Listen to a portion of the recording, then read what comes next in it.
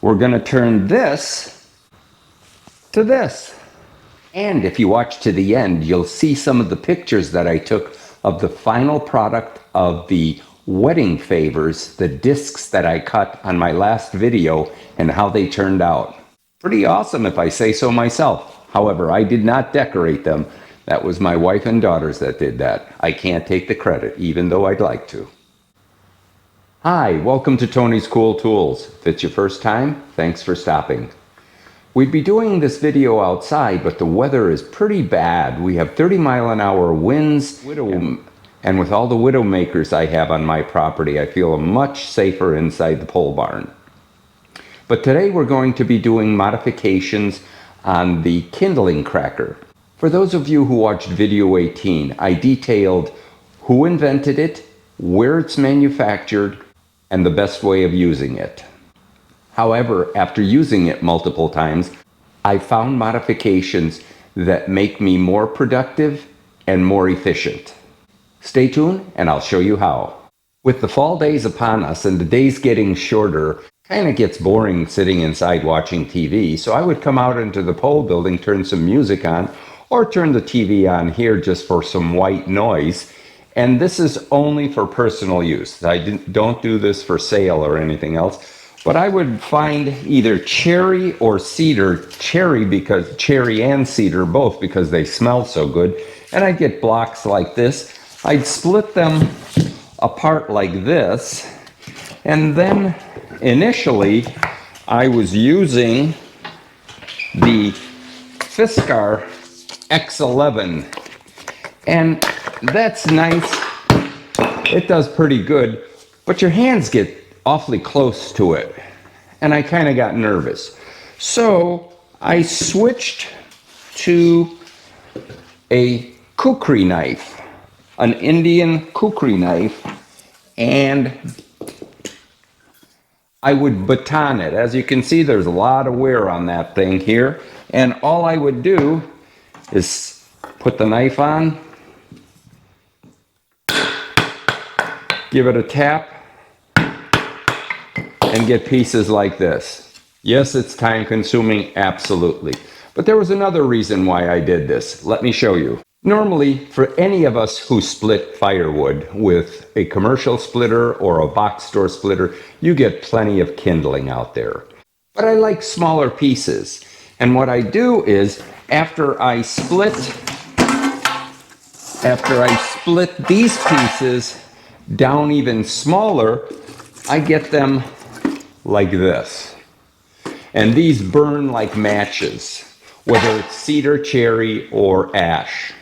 The other thing that I do is I fill these containers, and I had mentioned this before, these are Terry Redland. You usually get popcorn during the holidays. People bring it because they don't know what else to give, and you throw these things away.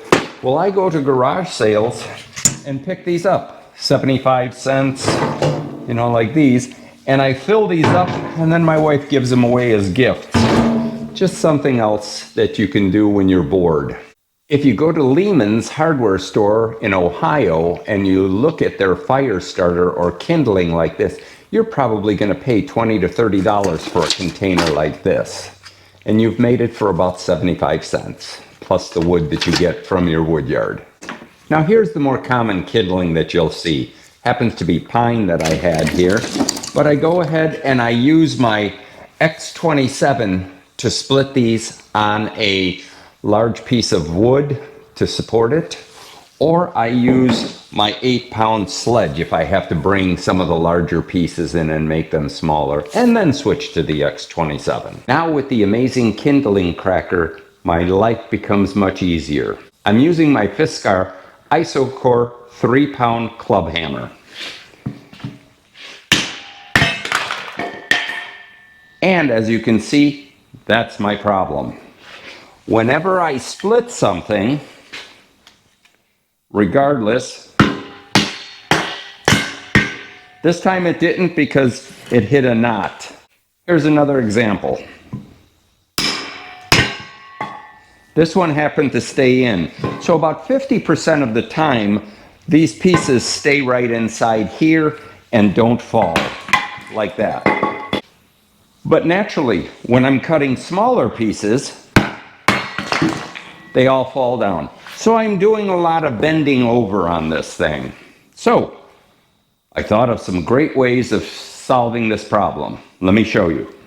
So my first thought was, since I had plenty of IBC material, I was going to go ahead and cut a piece and wrap this around the whole unit. And that seemed like a real good idea. But it would take some time. And just like you, I watched plenty of YouTube videos and I found a gentleman, and I wish I could remember his channel to give him some credit, but he came up with a great idea. He made a rebar Kindling Cracker and he put it in this. And that makes total sense. Now, when you hit, it stays inside. All you have to do is pick it up out of the bucket.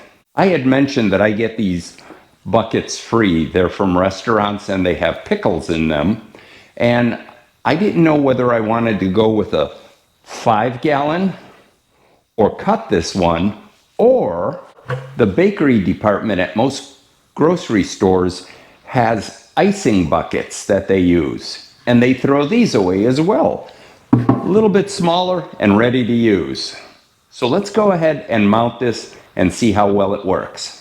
When I did video 18, I just slapped this on this piece of wood, and as you can see, it looks like the Leaning Tower of Pisa.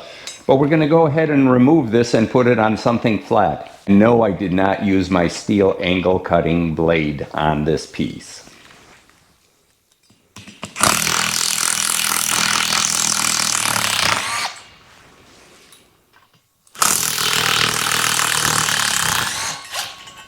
The screws that I'm using have washers built in, which is very nice. So now we just remove that, get rid of this old angled cut one, and get it on a flat piece. All right, here's the flat piece. It's barkless, so I don't have to worry about everything falling on the floor by hitting it. I'm going to use the small 4-gallon bucket first and try that out. I think that might work better. And I'd also like to mention, there are 2 different sizes on the Kindling Cracker.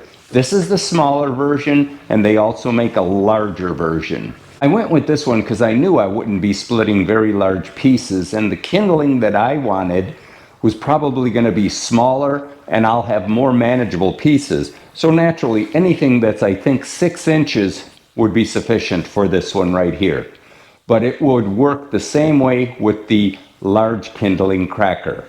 I would just have to find out if it fits in the bucket. I don't have that one here, so I can't tell you, but I will find out. Let's go ahead and install these screws. These are self-tapping screws, so let's see how good they go through the plastic.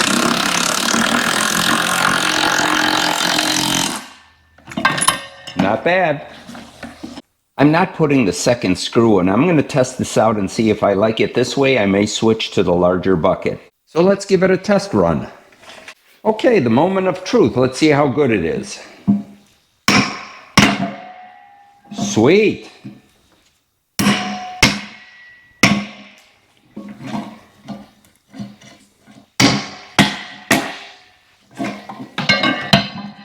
Nice. And something else good about this bucket is I have a place to put my club hammer in when I'm through with it. But let's try the small pieces and see how they work.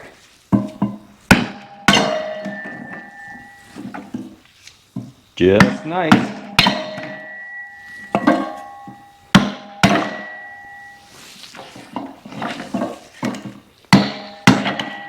A whole lot better than having to bend over on the floor.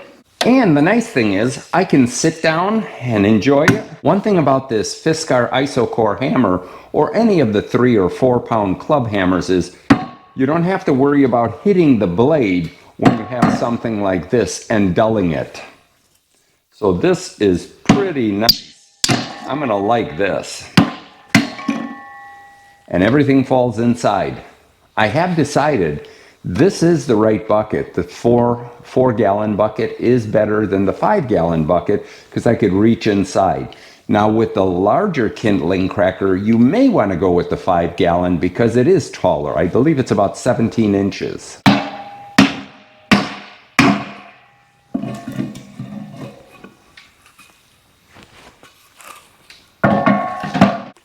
Sometimes when you hit a knot, it just bounces back.